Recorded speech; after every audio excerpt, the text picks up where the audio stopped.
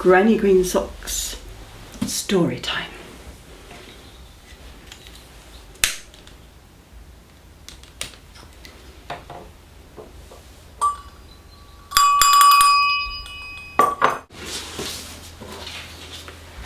The lemon tree. Chris loves his lemon tree. He looks after it very carefully. Lemon trees like to grow in hot countries where they get a lot of sunshine and no frost. But we don't live in a hot country, and in the winter we get frost and snow and icy winds blowing. Lemon trees don't like that at all. So, in the autumn, when the cold winds begin to blow, Chris brings the lemon tree into his conservatory. And there it stays all winter long, snug and cosy. Chris counts how many baby lemons are growing on his tree. He calculates how many of them are likely to grow into full-sized fruit. He gets excited, thinking about how one day he will be able to offer his guests a drink of gin and tonic with a slice of lemon from his very own lemon tree. Maybe he will even be able to make his own lemon curd. In the spring, the leaves of the lemon tree look manky. The tree wants to be outside in the fresh air.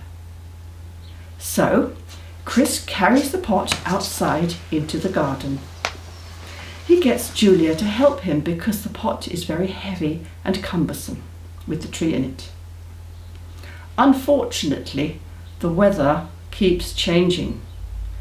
One day it's warm and sunny.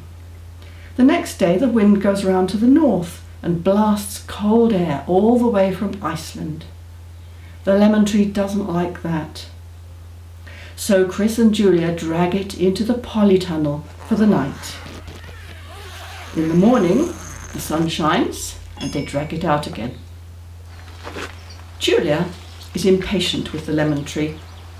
It has nasty thorns and it pokes her in the eye. She wants to grow tomato plants in the polytunnel, and the lemon tree gets in the way.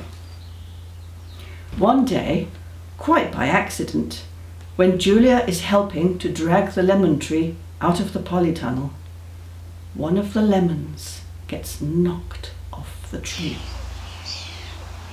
The lemon is small and green. Now it will never grow into a full-sized lemon. It will never ripen hanging from its branch in the sun. It is no good for gin and tonic. It is no good for lemon curd.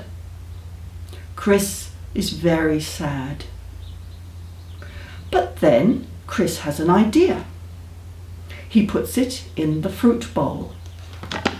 It won't grow any bigger, but maybe it will still ripen and turn yellow. Julia gets a bunch of bananas and lays them on top of the tiny green lemon. If you put bananas with unripe fruit, they help the fruit to ripen. Chris and Julia wait a long time. They wait for weeks and weeks and weeks. Eventually, the tiny lemon begins to change colour. It really does turn yellow. Now, Chris can have a gin and tonic with his very own lemon in it. And maybe one day he will have enough full-size lemons on his tree to invite his friends around for a drink.